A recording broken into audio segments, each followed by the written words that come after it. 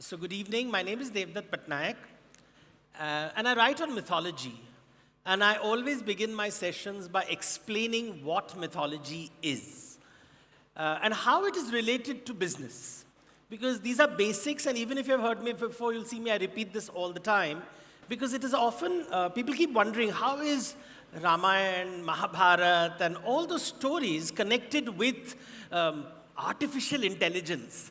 And of course, there will always be that one person who wants to know whether Brahmastra actually existed or Pushpak Viman actually existed. And I'm like, okay, fine, that's great, but let's focus on the idea at hand. So I write on mythology, and the word mythology is less than 200 years old. And it has two parts, logos and mythos. Now, logos is analytical thinking. So that's something that you're all familiar with. So you have biology, anthropology, sociology, psychology, the logos part, which is basically analytics. The word myth comes from a Greek word called mythos, which is basically storytelling. Stories that are used to explain things. And nowadays I know in management, many people use this storytelling as an idea, and I'm a little careful with it. Because storytelling is a technique, and stories can be used for many things. For example, you can tell a parable. A panchatantra is a parable. You tell the story in order to communicate a kind of a moral ending. But storytelling can also be propaganda. I can use storytelling to tell you a lie. So, depending on whether you trust your CEO or not, the storytelling can be anything from parable to propaganda. So I do a lot of these storytelling workshops, but that doesn't control the quality of the content, the intention. It's just a technique. But mythology is a particular kind of storytelling because it is stories that are transmitted over generations and they are considered to be sacred. So they are not, Panchatantra won't come in the category of mythology. The Bible will. The Quran will. Because these are sacred stories. Can you switch on all the lights, please? Because when they switch off the lights, I feel they want me to do belly dancing. And I can't do that. So let me see the audience. I want to see them. Can you switch on the light, please? Thank you. Yeah. So, mythos is the stories that are transmitted over generations. So let me explain it to you technically. What does it mean in technical language? For a computer to work, you need an operating system. You have an Apple operating system. You have an Android operating system. The app looks the same in both, but we know that the operating systems under that are very different. Mythology is the operating system of your mind, which has been passed on to you from the day you were born. The moment you are born, your brain is being flooded with information, and very quickly, an operating system is being formed in your head that makes you think in a particular way. So when you go to China and you say that Chinese are so different, you work with the Chinese CEO, you work with the Chinese team, you work with the Chinese manager. At a human level, we are the same. We all eat food, we all have families, we all have ambition. But something about the way a Chinese executive conducts himself is very different from the way an Indian executive conducts himself, to the way a European conducts himself, to the way a North American conducts himself, to the way the South American conducts himself. You know it, you feel it, but you wonder what that difference is and where did it come from. And one simple technique to get a sense of it is through mythology. Because mythology is the stories told in different cultures. The stories of China are very different from the stories of Japan. are very different from the stories of Iran, Iraq, Israel, very different from the stories of Nigeria, Kenya, Austria, Australia, America. Everyone has a very different story that is transmitted from the moment the child is born. And it sort of shapes the way you think. So for example, let me give you a simple example. When we go towards the eastern part of the world from India, we see people using chopsticks. You go towards the western side, towards Europe and America, you see the increasing use of cutlery, fork and knife, spoons. India, the traditional method of eating was fingers. Now, if I ask you what is the right way to eat, what is the right way? The Chinese will say chopstick. The European will say cutlery. You will say fingers, but when I go to an army barrack or I go to an army mess in India, I see everyone using cutlery. And then you say, why are people in India using cutlery? If you read the history of India, you will realize how the army organized itself and how through cutlery, a new way of thinking entered India. So the operating system shifted. But we don't use words like operating system when we're talking about Ramayana and Mahabharata. But that's how it works. So it's very important in a global ecosystem to realize there is no one operating system in which we all exist. The American CEO is very different from the Chinese CEO, is very different from the Japanese CEO, is very different from the Korean CEO. The Indian CEO who is raised in India is very different from the Indian CEO who is raised in the USA. The operating system is different. And if you understand the operating system, the quality of conversation will be better.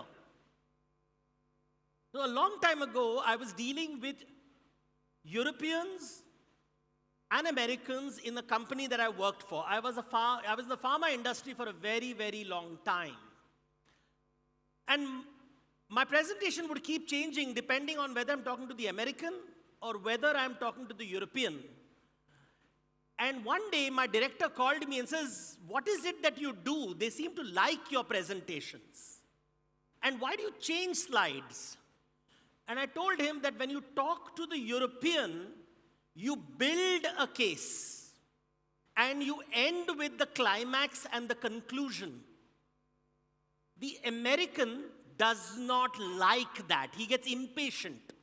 So you begin with the final slide. You calm him down and then build the case. The European loves the drama of it, where you take it from point A to point B to where you are going. The American hates it. And I know it because I was studying the storytelling traditions of Europe compared to the storytelling traditions of America. So when you read stories, these are techniques that you absorb over time. Indian storytelling, Ramayana and Mahabharata, helps you understand the operating system of India. When you read the Quran, when you read the Old Testament, when you read the New Testament, you get a sense. And it's not an exact science. It's not math, although I use words like operating system. I'm using it very broadly. And this brings us to the foundational difference between mythology and management. Mythos and logos. So management is based on mathematics. It is based on science. So when somebody says, what is scientific? First rule of science is you have to be skeptical. It is based on skepticism. You always are trying to improve things. You are never happy with anything. You're doubting everything. Second rule of science is it has to be measurable. And the third rule of science is it has to stand up to experimentation. If these three things are not there, it is not scientific. So when you are in the management world, we use words like target. It is measurable. Task. It is measurable. You have tracking systems for everything. You have words like dashboard. How many of you all have dashboards? Yeah, so that's what you need, the dashboard. It's mathematical. But there is one thing you cannot ever measure. So this is the world of mathematics. In fact, management, they will say if you can't measure it, it is not manageable. So when you tell there is a problem, you have to give a mathematical manifestation of the problem. For example, today, when I went to the Bombay airport and I used DigiYatra, and I love DigiYatra, and I use it so much that today it didn't work. And I panicked that the government database has decided not to recognize me. And nowadays, you get very nervous with these things. So I was like, okay, I am on the red list because I write on Ramayana and Mahabharata, and I'm not particularly friendly with WhatsApp University. So, but when I went to the boarding, I was told that the seat number had changed. The flights had been changed, and the seat number had changed. And this had happened to me before. When the airline changes your seat number, something changes, and DigiYatra is not able to recognize you. So the technology doesn't talk to each other.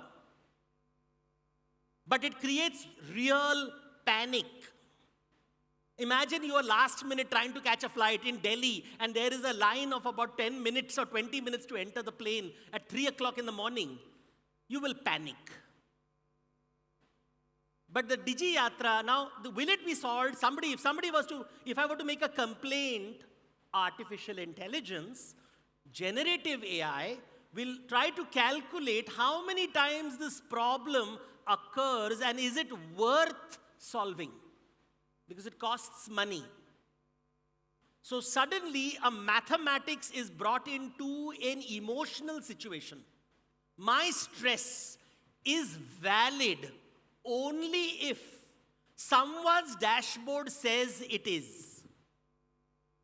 And someone else's dashboard says it is worth spending money on. That is provided somebody cares. Now, caring cannot be measured.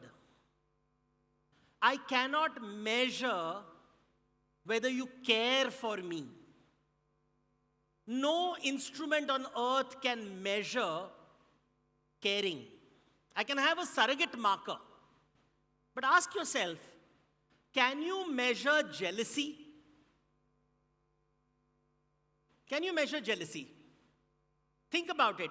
I was in Bangalore a few years ago, young startup guys, the best in India, sitting over there saying, give us a problem you cannot solve. I went on stage and I said, can you design an app that measures jealousy? And they started laughing. And I asked them, is it a real problem or a false problem? Does jealousy matter? And they said, yes, it matters. I said, careers have been ruined because of jealousy. Ramayana and Mahabharata would not have happened if there was no jealousy. Right now, a war is going on because of jealousy. But you can't measure it. If you can't measure it, is it real? Does it exist in the scientific world? How do you measure jealousy? Do you have a jealousy index? Imagine you have an app which tells you how jealous your boss is of you because you have a better watch than him, or because you bought the better car than him, or he found out that your wife is prettier than his, or uses less Botox, or that your daughter has got access to a university that his daughter did not get. How do you measure that jealousy? Because it will mean during your appraisal system, somehow, logically, you will not be found worthy of being on the right end of the bell curve. We all have experienced jealousy, but it cannot be measured. Jealousy, anger, hatred, all the emotions do not fit in the realm of mathematics and measurement. So we don't talk about it. We never discuss it. But it is part of management. We fool ourselves that management is about numbers, because numbers are easy to solve. No artificial intelligence can reduce the jealousy of your uncle or your aunt. No jealousy. You cannot use an AI and say, with AI, I will prevent war from happening. It will not end sibling rivalry. It will not end office politics. So while we talk of technology, while it is very useful, we must remind ourselves that there is a whole section of our life that science does not address, and that is emotions. So we use words like be professional. Don't feel, just do your job, just do your task. Just do it. Don't think about it. Task orientation, task orientation. But we are human beings, we have feelings. We get upset when people we consider lesser than us get more than us. And we're saying, wait a minute, algorithm-wise, my mind is telling me I should get reward commensurate to my effort and my success. But life doesn't align with that. And I'm angry and I'm irritated. But the dashboard doesn't capture it. And that is something we must remind ourselves constantly, especially when we are in leadership positions. Because leadership will never be taken away by any robo, because robos cannot measure emotions. And emotions is what brings teams together, makes them work better. It solves problems. It deals with conflicts. It helps you get people to work together. You're able to get people who hate each other to work together. And this is the part that you should constantly remind yourself that no technology can solve. Let me ask you a question, a simple question. And please just raise your hands if you have heard this word in the last 10 years of your career. War room strategy. Market penetration. Market domination. Crush the competition. Grab market share. Be the leader. It's a dog-eat-dog world. It's a rat race. We live in a shark tank. This is the language that is used everywhere. Now think about it. If you are in a shark tank and you are the shark, will you have time for things like HR policy and Rangoli Day? Will you have time for diversity and inclusion? Will you have time for Disability Day? Because you are fighting for your life. You are a shark. You are a dog. You are a rat. This is how management brainwashes us. We have been brainwashing ourselves into believing business is war and violence. This way of looking at business did not exist before the East India Company.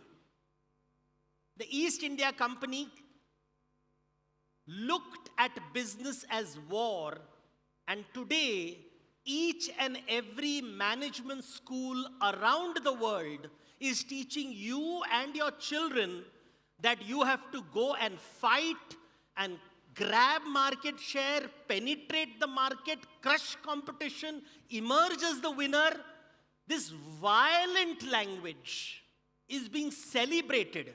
I attended a workshop, one of the sessions like this, where everybody was wearing military clothes because they wanted to penetrate the market. What were they selling? Toilet paper. Because you see, it's a war out there in the bathroom. This is how, and nobody finds this strange and bizarre. Because making money should be fun. Money. So I ask people, tell me, strategy ka Hindi shabd batao. Tell me the Hindi word. Or an Indian word if you don't want to be Hindi. And the only word I come up with is Rananiti. Rananiti. And I'm like, oh, such a violent word.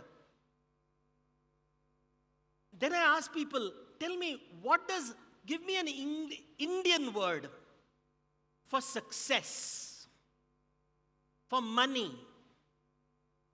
And they give me all kinds of words, yash and this and that. And I gave them finally one very simple word. Mangala.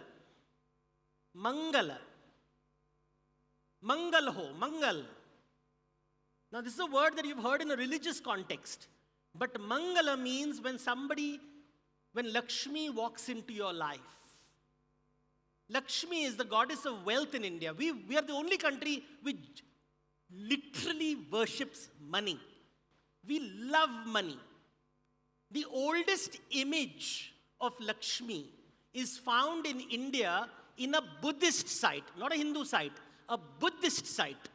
If you go to Madhya Pradesh, go to Ujjain, go to Sachi or Barhut, the stupa around it was built by rich merchants. And you have symbols everywhere of Lakshmi. Now, on one side, you have this image of a shark tank based on the East India Company's model of business that we are all following around the world because everybody wants to be the big shark. On the other side, I'm going to give you a different image. This image is, and you can Google it if you have just ask. Nobody uses Google anymore. Nowadays we use ChatGPT or Cloud, I think. But if you still use Google, go to Google Images and ask for oldest image of Lakshmi from Barhut or Sanchi, and you'll see this image of a bejeweled woman, lots of jewelry. You know it's a Buddhist image because Lakshmi has only 2 arms, not 4.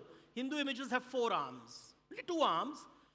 Bejeweled woman sitting in a lotus lake, surrounded by lotus flowers, and elephants pouring water on her. And you'll say, why elephants? Because remember, India is a land of monsoon. Every year it rains for 4 months, and there were no tarred roads before. There were no concrete roads in ancient times. There were just dirt roads. And in the rainy season, even today we have these wonderful, majestic constructions in Bombay and Bangalore and Delhi which get flooded with sewage. Imagine what happened 2,000, 3,000 years ago. There were trees and plants everywhere. So every year after the rainy season, highways disappeared. So how do you go from one market to the other market? How do you go from the site of production to the site of sales? You had elephants in India. And the elephant would walk majestically. And as it walked, 1, 2, 3, 4 elephants, a highway would be built. And the elephant could cross rivers, it could cross ravines, it could cross mountains. It would take goods along with it to the markets and bring profit to the merchants. And therefore Lakshmi became Gaja Lakshmi because the elephant brought prosperity through the jungle. Hence the famous line, Jangal mein Mangal. Because in the horrible place called the jungle, this majestic creature, which has no natural enemy is carrying goods from the site of production to the site of sales and enabling trade and business, which is generating vast amounts of wealth so that Lakshmi can wear her jewelry and sit in the lotus pond. So the Pushkarani, it is called, Pushkarani, the lotus lake of Lakshmi, where there is the lotus flower, the fragrance, the butterfly, the bee, the turtle, the fish, the serpent. It's an ecosystem which supports life, energy, power. Everybody has a place here. And then there is the shark tank, where no other animal matters. No other animal. There is no ecosystem. One species. Either you're the small fish or the big fish. The big fish will eat the small fish, unless the small fish is cunning. In Sanskrit, the word for this world is Matsya Nyaya, jungle law. And we are telling our children, this is the way to live your life. This is the culture we want to build in our companies. This violence, when all we want is Lakshmi, money, Mangala. We want Labh, profit. But Indians said, what about Shubha Labh? Shubha Labh hona chahiye. The only goddess which is common amongst Buddhists, Jains, and Hindus is Lakshmi. The most popular god today, when anywhere in the world you go and say Ganesha, because Ganesha is the elephant. Ganesha also comes from Ganita, which is mathematics, because dhanda without mathematics is not possible. Math is important. Excel sheets are important. But it is not everything. It's not everything. Shubha Labh. We need to qualify our lives and our business with something more. Which means we have to understand the purpose of business differently. Not in a fearful, frightening way, like a shark tank. The most unethical idea in the world, a young entrepreneur is trying to start a business. And investors are mocking them and abusing them because their business plan is not okay. They are trying. Business is tough. Not everybody can do business. To enter a market, to do business development, to fail, to rise up again, requires courage. You don't have to abuse an entrepreneur. You have to respect them. And look at that. Celebrating somebody's misery. Everything is a competition. Everything is comparison. You know who does this in mythology? It is Narad Muni. Narad Muni comes to your house and says, your GCC is very good, but not as good as that GCC. And I have the dashboard to prove it. Narayana, Narayana. You are a great CEO. What's your salary? Oh, your market cap is so much, but your salary is only so much. That guy, market cap is so much, but his salary is so much. Narayana, Narayana. We knew this game long ago, the Shark Tank game. Indians have always known this. It's an old game. Humans are not animals. We are people. You create jobs, you create employment, you take away anxieties of people like me when the Digi Yatra doesn't work. When my phone doesn't work, I go, my passport is lost, what do? I talk to someone. There's a help desk, there's a help desk, there's a help desk.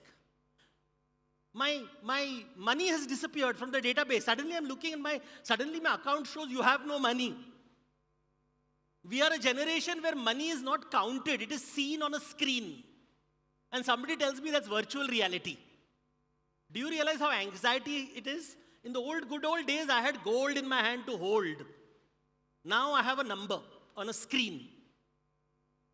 And it is there because there are hundreds and thousands of people out there who are ensuring that database can be trusted, that interface can be trusted. There are hundreds of organizations working to make this possible so that I can live a convenient life. And it's not because there are sharks running around. It is because someone cares. And we have forgotten that the business doesn't have to be hinsa. This is the language of the West. It can be ahimsa. Remember, the richest community in India is the Jain community. 20% of income tax in India, as per some estimates, comes from a community which talks about ahimsa. And I always found this very amusing because all my life I was told management is about war room strategies. And I'm looking at the most successful business community, say, talking about ahimsa, and my friend said, no, that is ritually, it's vegetarian food, Jain pav bhaji. They're as ruthless as anybody else. Until I started reading the mythology. And when you read the mythology, which most Jain people also don't do, you forget the wisdom of the land, where they say, what is the foundational difference between hinsa and ahimsa? Between Shark Tank and the lotus pond. The Shark Tank says, I want market share. I have to grab it. Grab market share. It is a raiding mentality. I raid. I take things from you. But now you move towards the lotus pond. And in the lotus pond, there is always someone. Look at the lotus flower. Look at the lotus flower carefully. The lotus flower wants to be pollinated. It wants to be pollinated so it turns into a fruit and can produce seeds. But in order to pollinate, it needs the bee to come. So it tells the bee, look, here is nectar for you. Here is the nectar. Take the nectar. Enjoy yourself.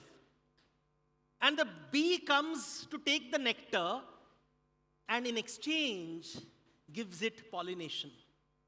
I give something in order to get something. I exchange. I trade. I don't grab. I don't try to control the bees. I offer the bees nectar. And the bees, in exchange, give me the service of pollination. I give and I receive. This is what we do. I don't have to take things from you. I have to give you in order to get something. In the Vedic world, they used to do a ritual called the yajna. In the yajna, the yajamana conducts the yajna. He calls the devata and says, Swaha. I give you this. I give you something. So what I have is dravya, goods and services. Dravya. I give it to you. To the devata, I give the dravya and I do tyaga. It's not mine. Swaha. It is yours. Take it. In the hope that the devata will return the favor, and I do falastuti. I want something in exchange. Now the devata is in my debt. He will say, tathastu. Take it. And the debt has been repaid. I don't owe you anything, you don't owe me anything. No debt. Maine kuch diya aur liya. Today in temples when we go and offer naivedya in the hope that we will get prasad. I invest to get return on investment. The yajaman is the investee. The devata is the the yajaman is the investor. The devata is the investee. Swaha is the investment. And tathastu is the return on investment. There is a give and a receive. There is no violence. I give in order to get. I give in order to get. I give great services. So now when I walk into the room, do I want to be the shark in the room? Or do I want to be the lotus flower in the room? Do I tell that, you know what, I have things to offer. I know the problems you face. The queen bee will make your life miserable if you don't give her nectar. So I have provided you with nectar. In exchange, give me pollination. And that's how businesses run. We give goods and services and earn revenue. Mangala. You happy, me happy, both happy. No need of killing anybody. This is a very different approach. Shubha labha. Tum bhi sukhi, main bhi sukhi. Which means I'm constantly wondering, what are the problems you're facing? My job in the marketplace is to solve your problem. And it may not be the company's problem. Maybe I'm talking to someone whose job is on the line and he's worried whether he will have a job when he flies back to New York. This is a reality we all face, right? Organizational restructuring happens all the time. Otherwise, half the consultants in the world will have no job. So we keep reorganizing companies. So the market is changing, the organization is changing, everybody is anxious. The stock market is going up and down, and you are talking to someone, and you calm them down. And you say that, you know what? I will give the nectar. I will provide the fragrance. But something in exchange? Rin, debt. We don't talk about debt enough. We all have this conversation of exchange. We have gone somewhere along the line, we forgot the basics of business. This is basic. This is not some rocket science. But when we are so busy looking at the target and the tracking sheet and the tasks and the dashboards and the Shark Tanks and the dog-eat-dog world and profit and Elon Musk and Trump, we forgot that nothing lasts forever. What goes up comes down. And the Jains said, Utasarpini, Avasarpini. Everything goes up, everything goes down. As you go up, Lakshmi walks towards you. You become so arrogant, you forget Saraswati. And you collapse. And the only way to rise up again is when you start looking at Saraswati and say, oh, something to learn from the marketplace. Something new is happening. Customer insight. Customer insight takes me back towards boom, takes me back towards Sushama. When I have customer insight, when I bring customer delight, there is the lotus tank. But the moment I become arrogant, again, Avasarpini towards Dushama. Now, these are words that I'm using are from Jain mythology. And it's something we forget. That life is made up of these emotions. Life is about an exchange. Let me tell you a story, a simple story, to help draw your attention to something which you can use immediately when you go back to office. And this is a story from the Ramayana. It's a folk tale. And I'm going to tell you one or two stories, after which we will have question and answers. Let's listen to a story, a simple story which you can tell children, but think about how it works. So the story is from the Ramayana about the great bridge which is being built to Lanka across the sea. Such a thing has never happened before. And we are told that the monkeys traveled from the Himalayas carrying huge boulders, huge mountains to build this bridge across the sea. And everybody was impressed. Adbhuta, unbelievable, this awesome sight. And everybody went to see it. The gods, the Nagas came from the earth, the Gandharvas, the Devatas, they all came and saw this magnificent sight. Across the sapphire blue sea, this great bridge is being built with monkeys carrying these gigantic mountains. And they suddenly look at the Yajamana, the CEO, and look at Ram and say, what is he doing? What job is he doing? What's the dashboard he is looking at? And they notice that he's paying attention to a squirrel. And he looks at the squirrel. The squirrel is picking up a little pebble and going and throwing it and throwing a pebble at the bridge. And Ram is smiling. He goes to him and says, good job. And he pats him on the back. And you must have seen the famous Indian squirrel has this mark on its back. And everybody tells the story of Ram's fingerprints on its back. But this evoked jealousy in the monkeys, who said, sir, Project में, you are doing a project. 99.9% contribution is by the monkeys. 99.9% contribution. 0.0001 contribution is being done by the squirrel. Why is reward and recognition going to the squirrel, not to the monkeys? Valid point. Ram looks at them and then looks at the squirrel and says, I'm looking at the monkeys carrying these huge boulders. I'm looking at the squirrel carrying this pebble. And I'm asking myself, who is giving me 100%? And I realize the monkeys are giving me 100%. They are capable of carrying mountains.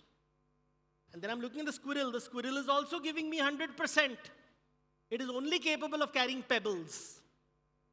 From his point of view, it's 100%. From your point of view, it's 100%. As a leader, should I not reward you and recognize you for your 100%? Rather than my 99.9%. What should I see? The whole world is watching you and everybody is impressed by the monkeys carrying the mountains. Nobody notices squirrels, but I do. That's why I am Ram. That's what makes a leader. Because I know you have the capability which the whole world can measure and see. My job is to see those who are invisible in this world. Those invisible contributors who will never be recognized. It is not that I don't value your work. Every poet will write about you. Nobody will write about the squirrel. And we all have been squirrels in our lives. All of us, at some moment in our time, have been the squirrels who have done the Gada Majuri, the intern who took the Xerox copies, the one who went to pick up the big boss at the airport on a rainy day at 3 o'clock in the morning so that the CEO could impress him. Nobody remembers us. We have been the squirrels. We have been the performing monkeys. We have also been Ram. But the question is, who did we pay attention to? Because the dashboard told us and AI told us, look at the monkeys whose contribution is 99.9%. Nobody told us to look at the 0.0001%. And yet, that's where magic happens. Not there. Because that's the world of the Shark Tank. This is the world of Shubhamangala. And we have to ask this question all the time, is what is it as leaders that we do? Are we just an extension of the algorithm who will one day be replaced by AI? Or do we develop those skill sets that no robo can ever take away? I know the Chinese believe that you can create robos who can replace girlfriends. I can assure you the scientist is sorely disappointed. Because the joy of a partner in life is someone with whom you can quarrel, who can make mistakes and say, "Tumhara khana theek nahi bana hai." Imagine having an AI partner who does everything perfectly. You want to throttle them and kill them immediately. Because wonders of life happen in imperfection. It's okay to be imperfect. It is okay to be the squirrel. So long as you create the lotus pond where Lakshmi sits and money keeps coming your way. Thank you.